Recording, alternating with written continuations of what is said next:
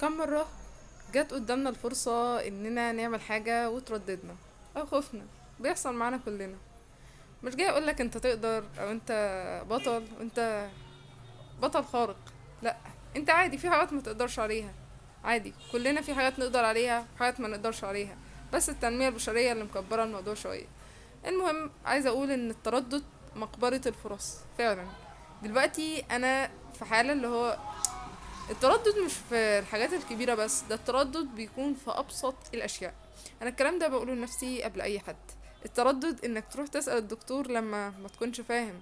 التردد لما يكون حاجة بسيطة بس جديدة عليك بس خايف تجرب. التردد في كل حاجة.